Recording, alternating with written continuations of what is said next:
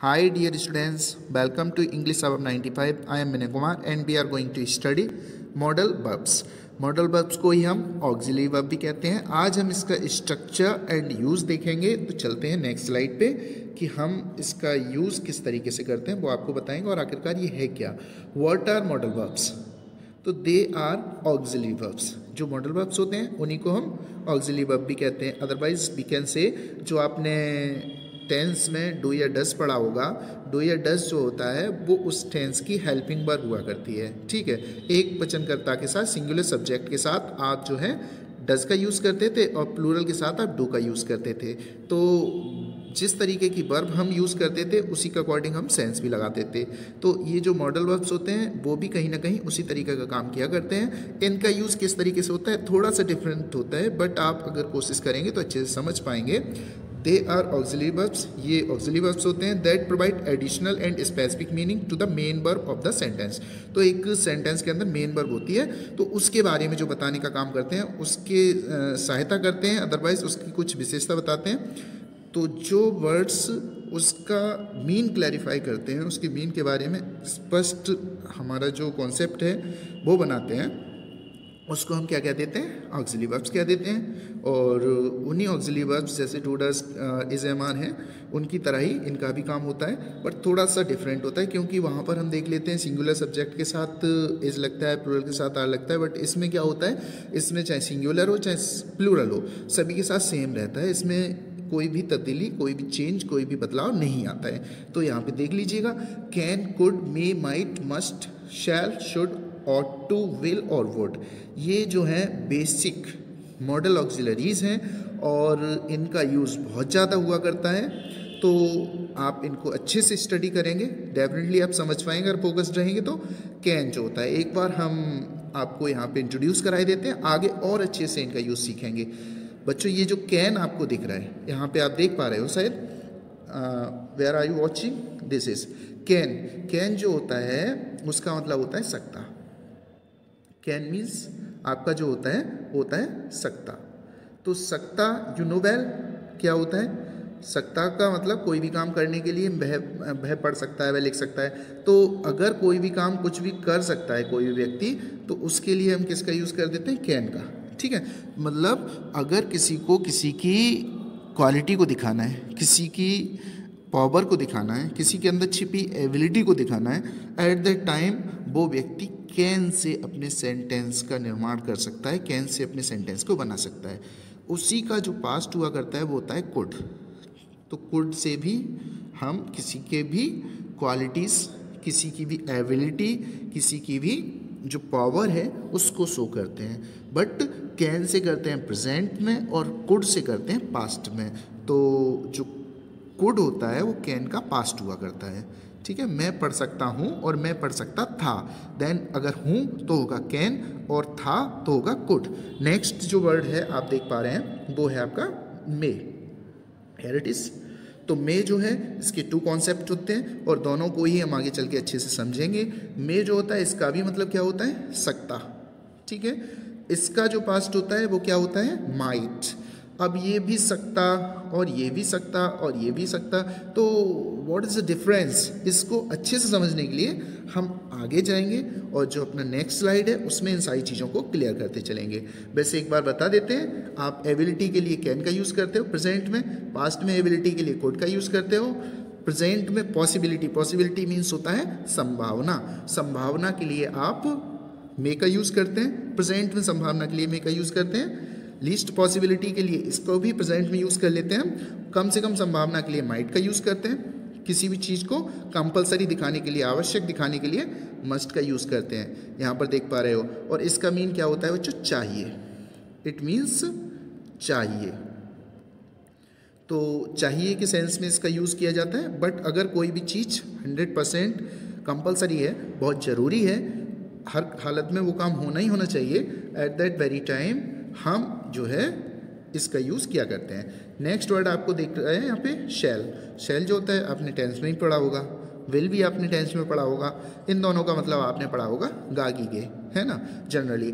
But यहाँ पर जब हम इसे एज अ मॉडल यूज़ किया करते हैं तो इसका भी मीन कई बार चाहिए लगता है, चाहिए लगता है। But most of the time इसको जब भी हम यूज़ कर रहे होते हैं तो वहाँ पर हमें ये ध्यान रखना होता है, इसका जब मीन होता है चाहिए, तो इसे most of the time question में यूज़ किया जा रहा होता है। और जो क्वेश्चन पूछा जा रहा होता है वो फेस टू फेस पूछा जा रहा होता है। सामने कोई आपसे बैठा होगा, या तो वो आपसे क्वेश्चन कर रहा होगा या आप उससे क्वेश्चन कर रहे होंगे। और जब भी आप उससे क्वेश्चन करेंगे या वो आपसे क्वेश्चन करेगा तो वी का यूज़ करेगा या आई का यूज़ करेगा। ठीक है, शैल वी गो होम, तो ये जो है आई और वी के साथ शैल का यूज़ होता है। आपने काफ़ी लंबे टाइम से पढ़ा हुआ है, लेकिन इसका मीन जो चाहिए निकलता है वो आपने कम ही पढ़ा होगा शायद, वो मैं आपको बताता चल रहा हूँ। नेक्स्ट है आपका शुड। अब जो शुड है उसका भी मीन क्या होता है बच्चों? चाहिए। इसका भी मीन होता है चाहिए। तो जो शुड होता है उसका मीन चाहिए होता है, लेकिन इसका यूज़ कब होता है? अभी मैंने बताया मस्ट का भी यूज़ होता है चाहिए के लिए, शैल का भी यूज़ होता है और शुड का भी यूज़ होता है। कंपलसरी चीज़ होगी मस्ट होगा, क्वेश्चन पूछा जाएगा शैल होगा, सजेशन दिया जाएगा, सुझाव दिया जाएगा तो शुड होगा। ऑट टू का भी मीन होता है चाहिए, ऑट टू का भी मीन होता है चाहिए। तो इसका यूज़ कब होता है चाहिए के सेंस में? जब चाहिए इसका मीन होता है, बट इसका यूज़ कब होता है, किस सेंस में इसका यूज़ किया जाता है?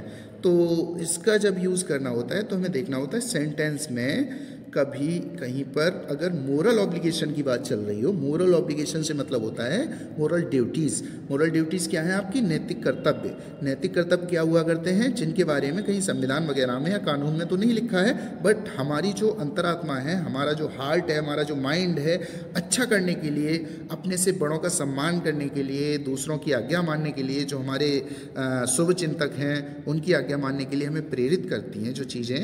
और अगर हम उनके अकॉर्डिंग अपनी जो अंतरात्मा की आवाज़ को सुनकर काम करते हैं, उनकी भलाई के लिए, उनकी अच्छाई के लिए, उनकी आज्ञा को मान लेते हैं, जैसे हमें अपने से बड़ों का आदर करना चाहिए, अपने देश की रक्षा करनी चाहिए, these are our moral obligations. ये हमारे जो हैं वो नैतिक कर्तव्य हैं और इन्हें हमें हर हालत में करना ही करना चाहिए।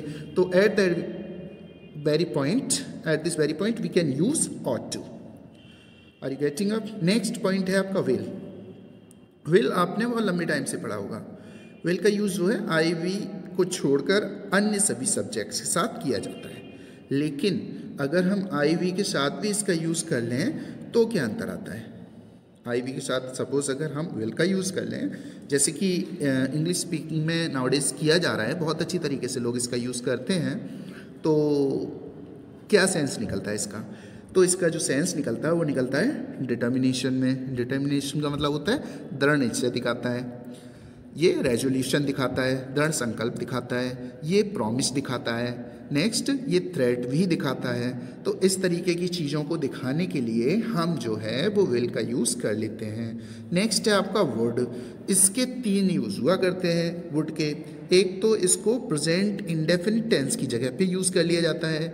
नेक्स्ट पास्ट हैबिट्स को भी दिखाने के लिए।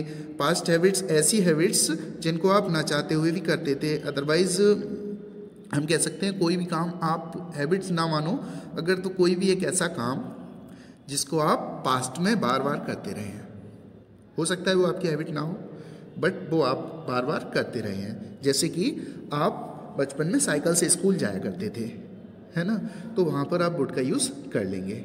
और ये विल का पास्ट भी होता है। जब आप डायरेक्ट से इनडायरेक्ट सेंटेंस बनाते हो और अगर उसकी रिपोर्टिंग वर्ब पास्ट में हो और दूसरी साइड पर रिपोर्टेड स्पीच में विल दिया हो, तो उस विल को बदलकर वुड कर देते हैं। अगर आप लोगों ने डायरेक्ट इनडायरेक्ट पढ़े होंगे तो वहाँ पर इस चीज़ को अच्छे से सीखा होगा। तो चलिए देखते हैं आगे कि नेक्स्ट स्लाइड में हम क्या देख पा रहे हैं। How do we use modals? तो जो मॉडल्स का यूज़ किया जाता है बच्चों, वो किया जाता है इन दोनों के बीच में। कैसे? पहले रखा जाता है सब्जेक्ट और बाद में रखा जाता है वर्ब, और बीच में क्या रखा जाता है? वो रखा जाता है मॉडल ऑक्सिलरी। जैसे कि यहाँ पर आप देख पा रहे हैं, ये वाला आपको एग्जाम्पल दे रखा है। ये रहा आपका सब्जेक्ट, मैरी हो गया सब्जेक्ट, और प्ले हो गया यहाँ पर वर्ब, और बीच में जो है आप देख पा रहे हैं यहाँ पे, ये हो गया आपका मॉडल ऑक्सिलरी। तो ये जो है इनके मध्य ये आपकी जो वर्ब्स हैं, ये आपको बताया मॉडल ऑक्सिलरी। ऑक्सिलरी का मतलब होता है सहायक क्रिया, ये भी वर्ब होती है और ये भी वर्ब है। दो वर्ब हैं, एक तो ये वर्ब है, दूसरी ये भी वर्ब है। तो ये दोनों की दोनों जो वर्ब्स हैं इनमें डिफरेंस क्या है, ये है आपकी ऑक्सिलरी वर्ब और ये है आपकी main verb, as I have told you already. तो ये जो है आपका ऑब्जेक्ट है, तो इसके हिसाब से आपका यहाँ पर यूज़ करना। That's all for today students. अब बाकी का जो है हम नेक्स्ट डे देखते हैं। इतना आप अच्छे से स्टडी करिएगा। Thank you, have a nice time to all of you.